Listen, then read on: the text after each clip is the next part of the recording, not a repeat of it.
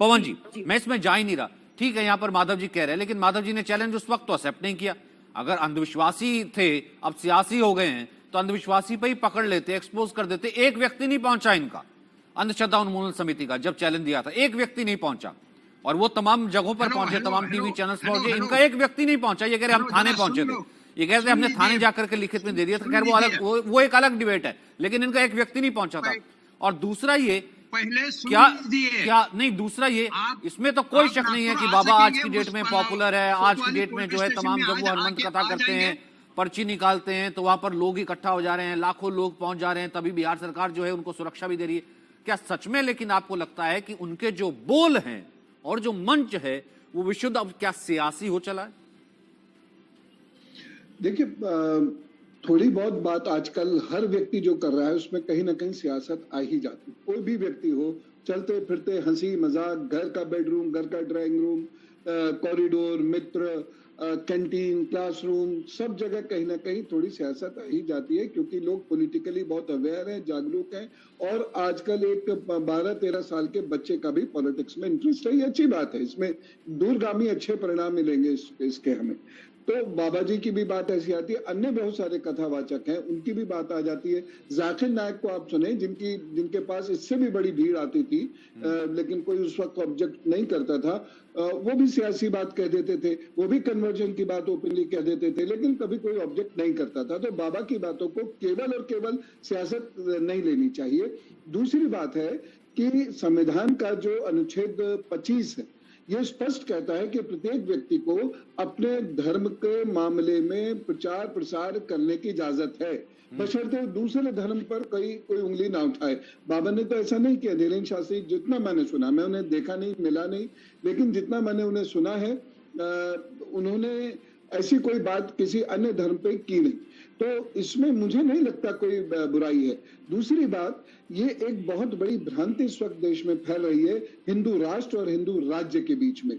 ये समय है जब हमें राष्ट्र और राज्य का भेद समझ लेना चाहिए। राम राज्य है, क्योंकि राम जी का जो राज्य है वो एग्जीक्यूशन में है, इसलिए राम राज्य उसको कहा है। यह जो बिहार में अभी नया शब्द कॉइन करके लोग कह रहे हैं, कृष्ण राज्य, तो कृष्ण राज्य है। हिंदू राष्ट्र की बात जब की जाती है तो हिंदू सौहार्द की मतलब है, उसमें हिंदू मानसिकता की बात है, हिंदू संस्कृति की बात है। उसको करने में तो कहीं बुराई नहीं है, और न ही किसी कोई भी धर्म विशेष उसमें आहत होता है। किंतु क्योंकि राष्ट्र की बात हो रही है, वो स्टेट सिस्टम की बात नहीं हो रही है, संविधान को बदलने की बात नहीं हो रही। तो इसीलिए मैं सभी लोगों से ये निवेदन करता हूं कि अगर वो कोई भी व्यक्ति नेगेटिव नहीं है, समाज के विरुद्ध नहीं बोल रहा है, किसी अन्य धर्म संप्रदाय के विरुद्ध नहीं बोल रहा है, तो उनको उनकी बात कह लेनी चाहिए। अब लाखों लोग आए कि करोड़ों लोग आए, इस पर किसका बस चलता है, किसका अख्तियार है? किसी का भी नहीं है।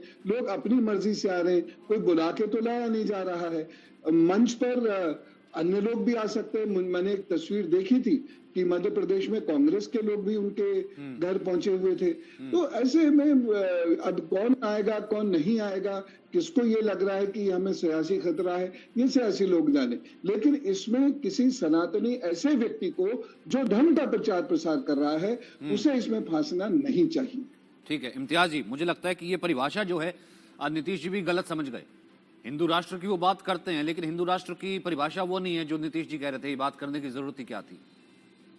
नीतीश जी ने तो साफ कहा है, नीतीश जी ने क्लियर कट कहा है कि जो सभी धर्म का एक समान सम्मान करते हैं, सभी की आस्था का सम्मान करते हैं। कहाँ बिहार में कोई है?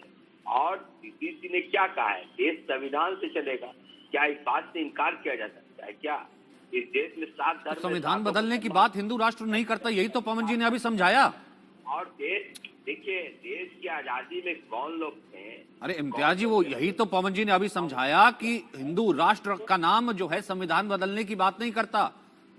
संविधान से ही चल रहा है, संविधान से ही चलेगा। संविधान से ही चल रहा है, संविधान से ही चलेगा। और संविधान ने ही अधिकार दिया है, सभी धर्म को अपना सम्मान करने का अधिकार है, सभी को सभी की आस्था का सम्मान करने का अधिकार है।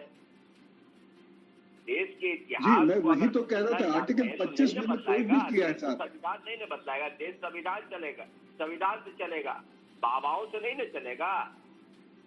और बाबा कोई देश नहीं चला रहा है, ये मैं आपको बड़ा स्पष्ट बताना चाह रहा हूँ। इलेक्टेड रिप्रेजेंटेटिव ही देश चला रहे हैं। इम्तियाज जी क्या ये डर तो नहीं है कि इतनी सारी भीड़ जो है, पवन जी ये देखिए, ये देखिए, यहाँ पर यही हिपोक्रेसी है, यही यहाँ पर हिपोक्रेसी है, यही यहाँ पर दोहरापन है, यही यहाँ पर जाकिर नायक जो है, जिनके आतंकी कनेक्शन निकल आते हैं, उनके अगर मंच पर कांग्रेस के नेता चले जाते हैं या फिर तमाम इफ्तारियां जो हो जाती हैं, वो सेकुलर हैं, वो सेकुलर होती हैं, वो कभी सियासी नहीं होती है। वो एक दूसरे को आप खजूर खिलाइए, वो खजूर जो है वो हमेशा जो है मीठी रहती है, एक दूसरे के लिए धार्मिक खजूर है, वो सियासी नहीं होती। बाबा के मंच पर बैठ जाइए आप जरा, किसी हिंदू बाबा के मंच पर, वो सियासी हो जाता है।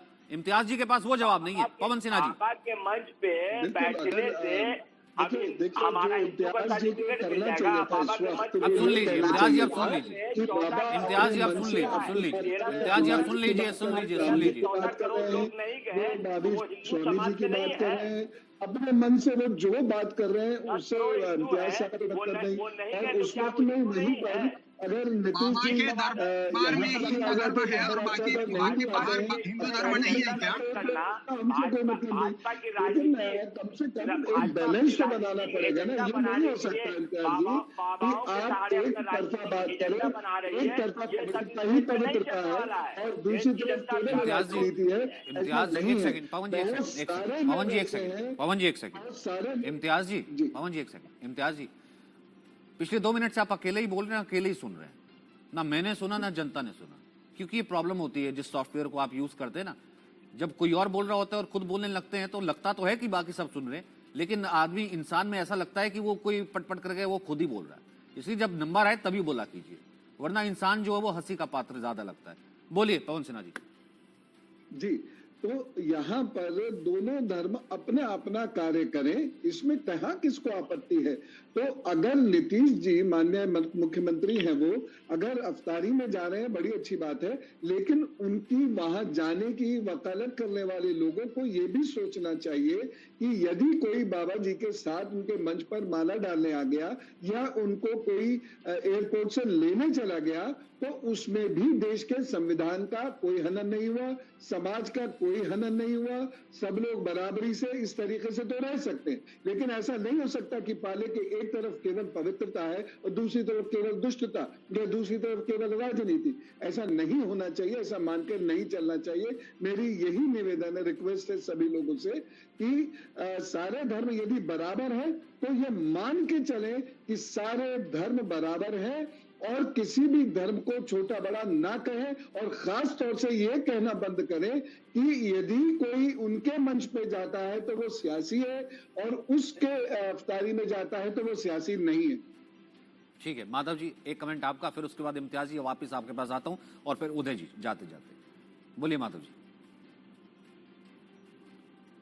मुझे ऐसा लगता है कि यहाँ नागपुर में उन्होंने चैलेंज नहीं स्वीकार कर किया, क्योंकि यहाँ जादू टोना विरोधी कानून महाराष्ट्र में लागू है। वो क्या बोले, उधर बागेश्वर में आके फिर अपना चैलेंज दो, तो वहाँ जादू टोना विरोधी कानून नहीं है। फिर और यहाँ के राजनीति के बड़े आदमी, बड़े नेताओं, उनके पैर पड़ जाते हैं, तो पुलिस यंत्रणा भी उनके खिलाफ कुछ नहीं कर सकती तो सर, जब आपको एक्सपोज ही करना था तो वहां जाके कर देते, पुलिस तो बागेश्वर जाके कर देते, किसने रोका था भाई? ये ऐसा तो है नहीं कि भैया मैं नागपुर में अंधविश्वास होगा, सिर्फ नागपुर का ठेका थोड़ा ना उठाया कि भैया नागपुर में अंधविश्वास होगा तो ही मैं उन्मूल करूंगा, अगर कहीं और पे अंधविश्वास होगा तो मैं उन्मूल नहीं करूंगा। भाई समिति बनाई है उन्मूलन के लिए ना, तो वहां जाके उन्मूलन कर देते। वो बाबा तो चैलेंज करते रहे आपको। जादू टोना विरोधी कानून लागू कर दिए तो हम बागेश्वर में जाके भी उनको आह्वान कर दे देंगे, तो चले जाते ना, गए क्यों नहीं अब तक? समझ लीजिए। और वहाँ जब वो मीरा भाईंदर में मुंबई में आए तो बहुत सारे महिलाओं के सोने के गहनों चोरी हो गए, इनको सब समझता है, तो वो गहने किसने ले लिया है वो तो ढूंढ डालो। और राजनीति, धर्म और राजनीति जब एक हो जाती है तो ऐसे बाबाओं का चलती है, और बाबाओं को सामने करके अपनी राजनीति चलाने का काम हो रहा है। इसलिए बाबा को बल मिल रहा है और सामान्य जनता को चले गए थे। ठीक है पवन जी, यहाँ मैं एक चीज कहना चाहूंगा, आदरणीय रेशनलिस्ट जी जो हैं, देखिए तंत्र की, मंत्र की, विज्ञान की एक निश्चित शक्ति और सीमा होती है। हर डॉक्टर की एक निश्चित शक्ति और सीमा होती है, और इसे आप लॉजिकली भी देख लीजिए तब भी। अब वहां पर कितने लोग हैं, उनकी चेन कब गई, कब उन्होंने उसकी रिपोर्ट की, ये पता होगा क्या बाबा जी को? वो मंच पर बैठे हैं और मेरे ख्याल से 700-800 मीटर दूर तक वहां पर लोग ही लोग फैले हुए हैं। किसको पता चेन कहाँ गई? ये लॉ एंड ऑर्डर की प्रॉब्लम है, लॉ एंड ऑर्डर उसको देखेगा। अब यहां से बैठे हुए आप कहें कि कोई यदि बाबा हैं और वो कहते हैं कि वह हनुमान जी को प्रणाम करते हैं, तो वो चीन को धाराशाही कर दें, वो इसको धाराशाही, ऐसे नहीं होता है। हर एक व्यक्ति की शक्तियां सीमित होती हैं। जैसे आप ही का मैं उदाहरण लेता हूं, आप अंधश्रद्धा निर्मूल करते हैं, लास्ट कमेंट। नहीं, मैं वही तो मैं कह रहा हूं कि अगर आपको एक्सपोज ही करना है तो आप बागेश्वर जाके एक्सपोज कर देते, पूरी दुनिया देख रही है। ठीक है, लास्ट कमेंट उदय।